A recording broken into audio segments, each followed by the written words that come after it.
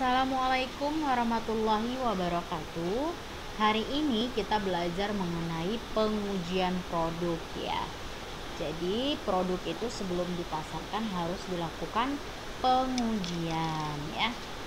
Nah, pengujian produk itu nanti akan mendapatkan nilai ya dan daya guna barang tersebut sehingga dapat dipasarkan ya. Jadi pengujian produk ini dilakukan karena apa? Karena produsen ingin mengetahui nilainya dan daya guna barang tersebut.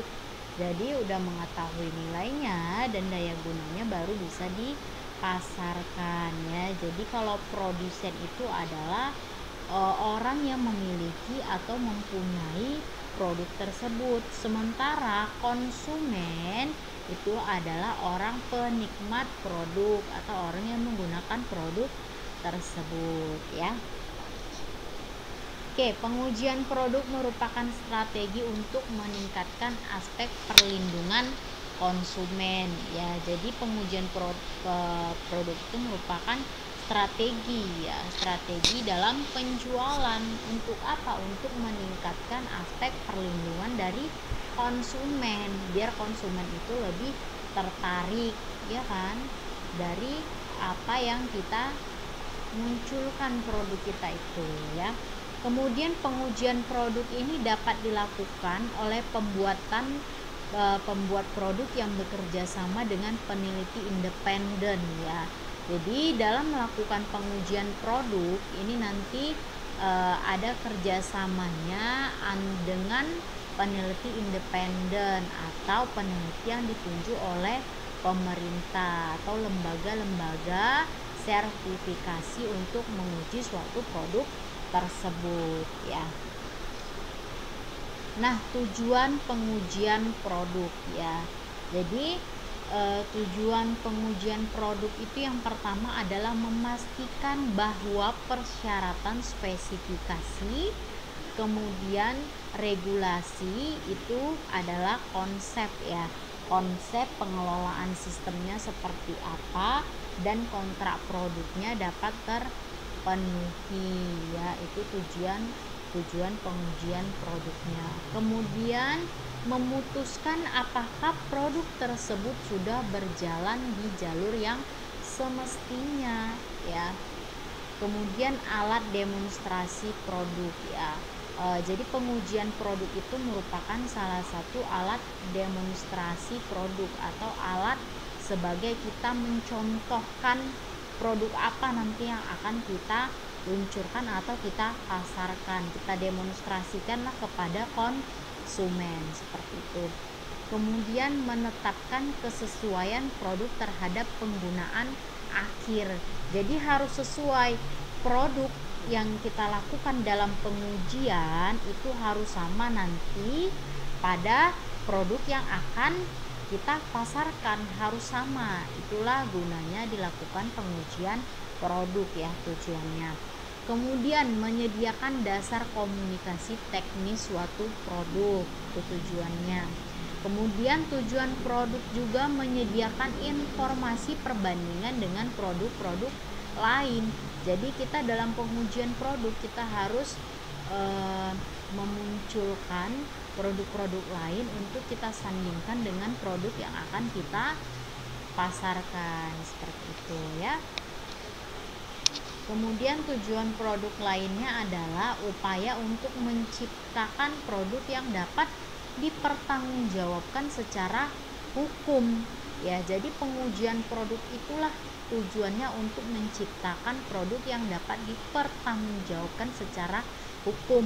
Makanya pada saat kita memasarkan suatu produk kita itu ada badan hukum yang mengatur produk kita ya. Misalnya geprek bensu itu hak patennya sudah tercantum di undang-undang. Hak paten itu milik siapa, seperti itu dia, nama produknya, logo produknya itu sudah dihak patenkan ya.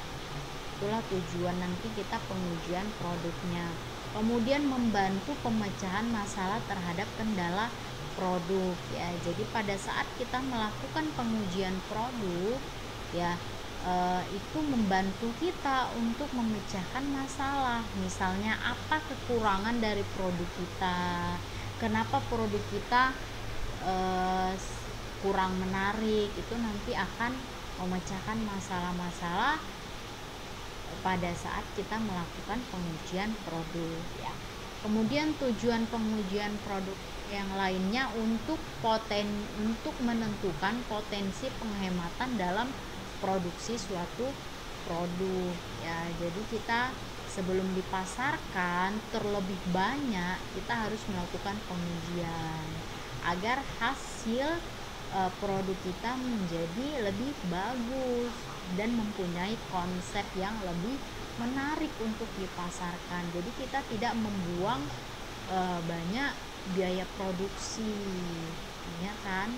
Itulah gunanya atau itulah tujuan dari pengujian produk ya. Nah, jadi pengujian produk itu ada keuntungan dan ada kerugiannya juga ya. Jadi pengujian produk itu tidak hanya semerta-merta kita menguji suatu barang, tidak. Kita harus mengetahui apa tujuan dari produk tersebut ya. Jadi tujuan tadi sudah saya sebutkan tujuannya, ini keuntungan dari pengujian produk ya. Yang pertama itu tujuan dari keuntungan dari pengujian produk adalah menjajal strategi pemasaran ya. Jadi jika produsen produk perangkat ya, atau jika produk kita itu mau dipasarkan, kita harus menjajal atau membuat strategi pemasaran ya. Kita harus tahu di daerah mana yang berkompuni atau daerah mana yang bagus untuk kita pasarkan produk kita. Kita harus tahu daerah-daerah strategisnya ya kan, berdasarkan ekonomi, berdasarkan lingkungannya, kita harus tahu ya. Itulah keuntungan pengujian produknya. Kemudian keuntungannya juga memberikan informasi mengenai produk kita ya. Jadi pada saat kita menguji produk kita, konsumen kan ada menuaikan suatu pendapatnya ya, atau kritikan ataupun saran ya. Jadi dari sarannya, dari kritikannya, kita jadi mendapatkan informasi mengenai produk kita. Oh, produk kita misalnya kurang nih di bagian warnanya, kemudian desainnya seperti ini, kurang menarik. Itu nanti kita akan mendapatkan informasi. Nah, setelah kita mendapatkan informasi itu mengenai produk kita, kita akan merubahnya atau mengubahnya menjadi lebih baik dan berkonsep ya. Itulah keuntungan pengujian produk ya. Kemudian keuntungan pengujian produk juga sebagai upaya untuk mengatur strategi merek ya. Jadi konsumen itu akan membeli produk kita ya, karena produsen nanti pasti memiliki merek ya. Jadi kalau semakin banyak konsumen yang memiliki atau yang membeli suatu produk kita, lama kelamaan nanti merek kita itu menjadi tahu semua orang, menjadi menarik, dan banyak yang ingin mempunyai produk kita. Itulah nanti lama-lama akan mendapatkan merek ya, strategi mereknya. Kemudian keuntungan pengujian produk yang keempat adalah membantu produsen mencermati kesalahan. Misalnya kesalahan dalam desainnya kurang menarik, kesalahan yang lainnya ya. Itulah keuntungan dari pengujian produk ya. Selanjutnya ada keuntungan, pasti ada kerugian ya. Jadi tidak hanya kita menciptakan suatu produk itu hanya untungnya saja, itu tidak. Pasti ada kerugian ya. Kerugian atau kesalahan-kesalahan yang dibuat dalam proses pembuatan produk atau perakitan produknya ya. Makanya kerugian pengujian produk itu pasti ada. tidak hanya keuntungannya ya. Yang pertama ini kerugian pengujian produk, yaitu pengujian produk cenderung dapat membuat perusahaan membayar biaya yang ekstra. Kenapa? Karena kita perlu konsumen ya. Jadi konsumen itu tidak membayar sepenuhnya produk kita. Namanya kita melakukan pengujian produk ya. Jadi tidak seperti kita menjual produk kita, tidak seperti itu. Namanya kita membutuhkan saran ataupun masukan dari konsumen. Jadi kita harus membutuhkan biaya yang ekstra. Bisa kita bayar mereka untuk menguji kita, produk kita, seperti itu ya. Kemudian yang kedua adalah permasalahan dalam penerapan pengujian produk ya. Jadi dalam kita menerapkan pengujian produk itu terdapat permasalahan ya. Permasalahan itu tidak hanya di kehidupan kita ya. Pada saat kita melakukan pengujian produk itu pasti ada permasalahannya ya. Yang pertama adalah menguji produk yang salah ya. Dan seharusnya kita uji produk tentang makanan, kita melakukan pengujian produk tentang barang, itu sangat keliru ya. Kemudian melakukan perbandingan dengan produk yang salah. Jadi kita harus membandingkan produk kita itu sama dengan produk yang akan kita pasarkan. Misalnya kita akan melakukan pengujian produk pada makanan cepat saji, misalnya KFC. Kita harus melakukan perbandingan ke CFC ya kan, bukan nanti misalnya ayam penyet, itu tidak sama ya. Jadi kita harus membandingkan produk kita itu sesuai dengan apa yang kita pasarkan. Itulah permasalahan yang dapat timbul ya. Kemudian juga menanyai pihak yang salah ya. Jadi kita harus menanyai memang konsumen yang tertarik pada produk yang akan kita melakukan yang akan kita pasarkan ya, produk yang akan kita pasarkan ya. Jadi tidak bisa kita menanyai pihak yang tidak menyukai produk yang akan kita pasarkan. Pasti dia tidak akan mencobanya atau pasti dia tidak akan berkomentar negatif ya, tidak berkomentar positif, pasti yang negatif saja keluar ya, seperti itu.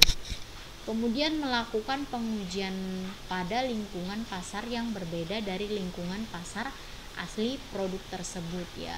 Jadi pengujian ini seperti kita membuat suatu karya ilmiah ya.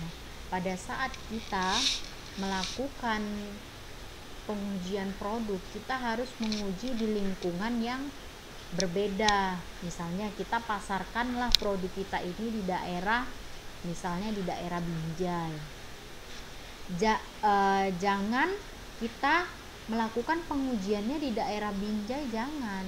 Kita lakukan pengujiannya misalnya di daerah Medan atau Stabat, seperti itu, di lingkungan yang tidak asli untuk pasar yang kita, untuk produk yang kita pasarkan. Jadi lingkungan pasar aslinya itu tidak dilakukan pengujian di situ. Kita harus melakukan pengujian di lingkungan pasar yang berbeda ya. Kemudian kerugian pengujian produk yang lainnya yaitu melakukan pengujian dengan penerapan harga yang keliru ya. Jadi maksudnya ini kita harus menerapkan harga yang seminimum mungkin ya. Jangan terlalu mahal, nanti orang malas dan tidak mau membeli produk kita kalau harganya terlalu mahal ya. Bila perlu kadang kita yang mengeluarin biaya seperti itu, tapi kita kan mau yang real-realnya aja ya, sesuai dengan produk yang akan kita pasarkan ya. Oke, demikianlah yang bisa saya sampaikan ya. Nanti lanjut kerjakan latihan, jangan tidak kalian kerjakan ya. Saya harap kalian melihat atau memahami materi yang saya sampaikan ya. Yang saya bahas tadi mengenai pengujian produk, Kemudian apa? Tujuan pengujian produk tadi banyak sekali ya. Kemudian keuntungan dan kerugian pengujian produk ya. Semangat belajar. Assalamualaikum warahmatullahi wabarakatuh.